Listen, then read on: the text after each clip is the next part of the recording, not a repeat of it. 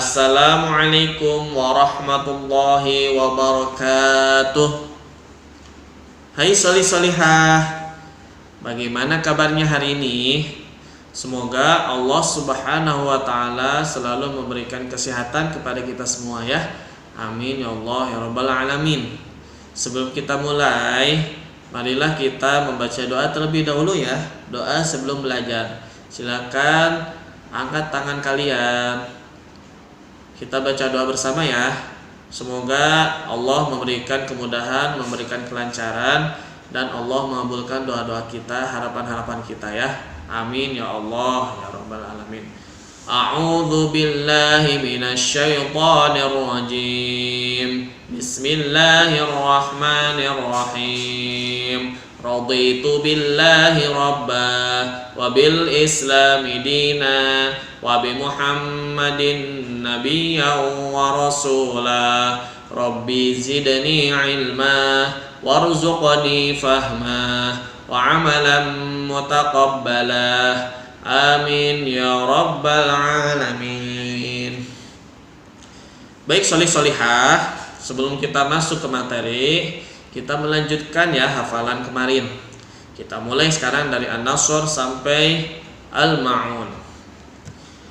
Surat An-Nasr surat 110, surat Al-Kafirun surat 109, surat Al-Kautsar surat 108, surat Al-Ma'un surat 107.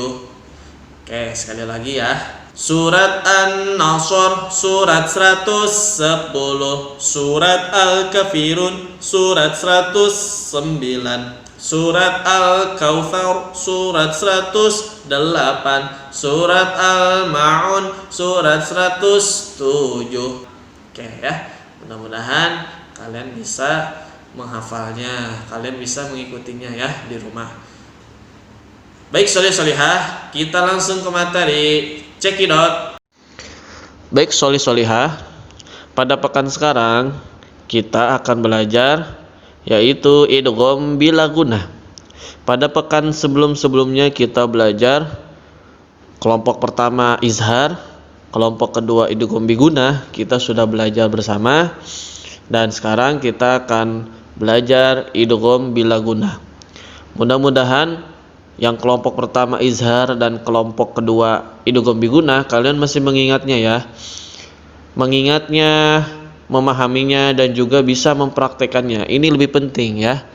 Kalaupun izhar udah tahu hurufnya ada 6, terus kalian bisa menandainya. Kalau izhar itu nun sukun bertemu alif. Terus idgham bi gunnah kalian tahu, kalian bisa memahaminya, nun mati bertemu mim. Tapi nggak tahu cara bacanya, percuma ya. Tapi nggak tahu cara bacanya itu percuma. Kalian bisa memahaminya, bisa mengetahuinya, dan juga bisa mempraktekannya ya. Kalian bisa mempraktekannya. Jadi kalau misalkan kalian cukup tahu aja tapi pas praktek tilawah atau hafalan masih sama, itu kalian bisa dianggap belum paham dengan materi ini. Oke, next kita fokus kepada idgham bila gunnah. Pengertian idgham bila gunnah, maksudnya apa itu idgham bila gunnah? Idgham bila gunnah adalah memasukkan atau mentasydidkan huruf dan membacanya tidak boleh dengan dengung. Nah, bila. Nah, bedanya idgham bi gunnah dengan idgham bila gunnah itu di kalimat tidak boleh dengung ya. Itu cara membedakan idgham bi gunnah dengan idgham bila gunnah. Kalau idgham bi gunnah memasukkan atau mentasydidkan huruf dan membacanya harus dengan dengung. Tapi kalau idgham bila gunnah memasukkan atau mentasydidkan huruf dan membacanya tidak boleh dengung. Ya, tidak boleh dengung. Jadi idgham bila gunnah ini termasuknya paling mudah ya. Paling mudah di antara idgham bi gunnah dan izhar. Terkadang izhar juga sebenarnya mudah kalau kalian memahaminya, tapi masih ada yang bacanya tidak dibaca jelas ya, sesuai dengan perintah izhar. Izhar itu kan artinya jelas, tapi masih ada yang dibaca dengung. Terus idgham bi gunnahnya nggak dibaca dengung, malah kebalik. Oke, next. Hukum bacaan idgham bila gunah, yaitu apabila ada nun mati atau tanwin bertemu salah satu dari dua huruf, ya. Idgham bila gunah hanya ada dua, yaitu huruf lam dan huruf ro. Ini sangat mudah ya, dari cara bacanya juga, terus dari cara menandainya juga cuma dua huruf kok. Kalian bisa menyingkatnya. Kalau kemarin kan idgham bigunah disingkatnya bisa menjadi yanmu. Kalau idgham bila gunah bisa disingkatnya menjadi lari. Ya, lari. Kalian pastilah mengenal dengan yang namanya lari ya. Gampang, cuma dua huruf. Jadi idgham bila gunah yaitu nun sukun atau tanwin bertemu salah satu dari dua huruf, yaitu huruf lam dan huruf ro, bisa disingkat menjadi lari. Oke, next. Kita langsung ke contohnya ya. Contoh idgham bila gunah nun mati. Yang pertama, nun sukun bertemu lam. Ingat ya, idgham bila gunah tidak didengung ya. Tidak dibaca dengung. La illam yantahi. Nah, ini latinnya. La illam yantahi. Kalian bisa menandainya ya. Jadi yang bisa disebut idgham bila gunah yaitu nun mati bertemu lam. Nah, kalian bisa menandainya nih, bisa dilingkari. Yang mana nih nun sukun? Nah, setelah hamzah la in. Terus setelah nun sukun lam. Nah, ya. Kalian nanti dilingkari nun mati atau nun sukun bertemu lam. Set. Nah, ini salah satu idgham bila gunah. Ini salah satu idgham bila gunah. Kalian bacanya juga tidak dibaca dengung, santai aja biasa. La illam yantahi, la illam yantahi, gampang. Lalu selanjutnya nun sukun bertemu ro. Mirrahiqin, mirrahiqin, ya sama seperti lam. Nun sukun bertemu ro, berarti nun sukunnya nih setelah mim. Nun sukun terus setelah nun sukun ro. Nah, ini dilingkarin. Ini salah satu terjadinya hukum bacaan idgham bila gunah yang nun sukun ya. Mirrahiqin, sama cara bacanya juga tidak dengung. Mirrahiqin, mudah ya. Oke, next. Contoh idgham bila gunah yang tanwin sekarang. Yang pertama, kasrah tanwin bertemu ro.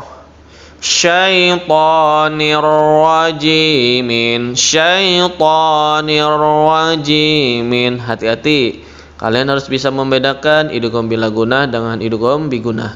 Jangan sampai idgham bila gunah malah dibaca dengung ya. Jangan sampai idgham bila gunah malah dibaca dengung sama seperti idgham bigunah, karena kalian belum bisa membedakannya. Nanti malah gini lagi, syaitanir rajimin, salah ya. Bila berarti tanpa dengung, itu cara bedainnya.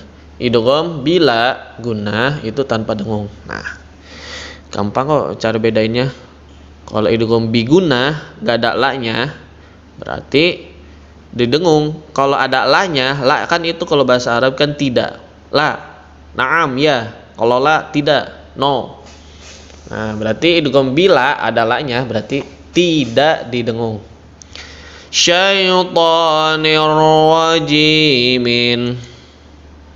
Terus contoh yang kedua, dhammah tanwin bertemu lam. Khairul laka, khairul laka, sama. Cara menandai idgham bigunahnya juga cara menandai idgham bila gunahnya juga sama ya. Cara menandai idgham bila gunahnya juga sama seperti nun sukun. Cari harokat tanwinnya dulu yang mana ya. Kalau tadi harokat tanwinnya yang pertama kasroh tanwin bertemu ro. Kasroh tanwinnya itu huruf nun bertemu ro. Nah, berarti nirroji, berarti yang dilingkarin nirro-nya aja. Ini idgham bila gunah. Terus yang kedua, dhammah tanwin bertemu lam. Rulla. Nah, berarti ro sama lamnya aja yang dilingkarin ya. Mudah, ini lebih mudah dari idgham bigunah. Cara bacanya juga lebih mudah. Oke, thank you. Mudah-mudahan pembelajaran hari ini bernilai berkah di sisi Allah dan juga kalian mendapatkan keriduan dari Allah untuk mempelajari hukum tajwid ini ya.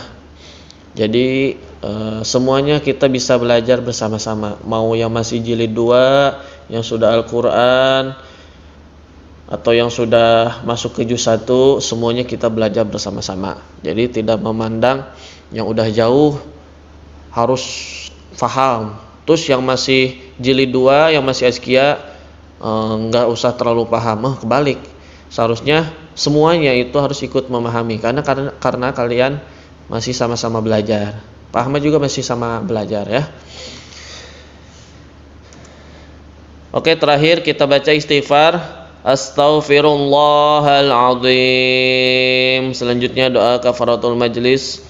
Subhanakallahumma wa bihamdika asyhadu an la ilaha illa anta astaghfiruka wa atubu ilaik. Mohon maaf apabila ada kesalahan dari Pak Ahmad, dari ucapan ataupun sikap. Kurang lebihnya, assalamualaikum warahmatullahi wabarakatuh.